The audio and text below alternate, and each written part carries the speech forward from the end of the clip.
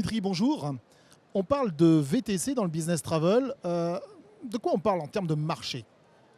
Bonjour Yann, on parle de VTC, généralement on l'inclut VTC et taxi dans un même portefeuille de dépenses qui représente à peine 5% des dépenses voyage des entreprises. Pour autant, c'est 36% des notes de frais. C'est ce que j'allais dire, la problématique du dernier kilomètre, elle est importante pour l'entreprise. Elle est super importante, elle est souvent laissée de côté par les acheteurs parce que c'est un manque de priorisation. C'est vrai que si on tacle l'aérien ou l'hôtel ou les expenses, on imagine qu'on fera plus d'économies.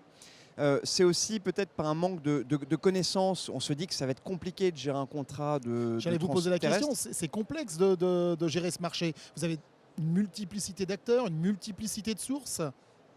Alors c'est complexe, oui et non. Si on gère, si on est une société multinationale et on souhaite travailler sur des accords pays par pays, voire ville par ville, effectivement ça peut être compliqué, même si on va généralement s'adosser aux principaux acteurs. Bon, c'est la règle de Pareto, les 80-20, qui vont couvrir la majorité des villes avec lesquelles on va travailler. Mais je pense surtout que ce n'est pas si compliqué que ça. Ce sont des contrats très simples à mettre en place. Et ce qui est le plus intéressant dans le métier, c'est que souvent, quand on discute avec des acheteurs, on est capable, chiffre à l'appui, de leur dire qu'il y a déjà la plupart de leurs collaborateurs qui utilisent nos services. Donc c'est un usage qui vient des collaborateurs plutôt que des acheteurs. Et aujourd'hui, c'est vraiment drainé par... Justement, votre solution, donc, au départ, c'est une solution qui a été adoptée par des voyageurs qui n'étaient pas intégrés dans le business travel. Aujourd'hui, vous avez fait la démarche inverse finalement. Vous êtes venu vous adapter au business travel. Absolument. On est né du digital, on est né du B2C, comme la plupart de ces acteurs, l'Airbnb, Booking, donc grosses solutions digitales. Et ce qu'on constate, c'est qu'il y avait une adoption naturelle de la part des acheteurs, de la part des voyageurs d'affaires, Ouais. parce qu'ils se sont habitués à ces usages-là. La règle des 4 clics, ils veulent des applications intuitives où il y a eu énormément d'efforts côté techno pour rendre l'expérience la plus fluide possible. Et on a constaté qu'il y avait de plus en plus d'adoption de la part de sociétés. Donc on prenait connaissance d'acheteurs qui nous contactaient en disant que leurs collaborateurs nous utilisaient.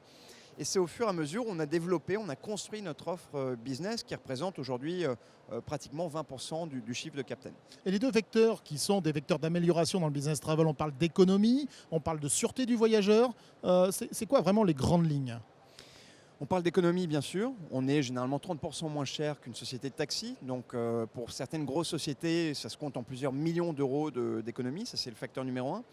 Le deuxième sujet ou facteur qui va motiver un acheteur à signer avec une société de transport terrestre, c'est la satisfaction des utilisateurs. On en parlait plus tôt. Quand les collaborateurs sont habitués à leur application, avec leur programme de fidélité, ils ont envie de retrouver les mêmes fonctionnalités.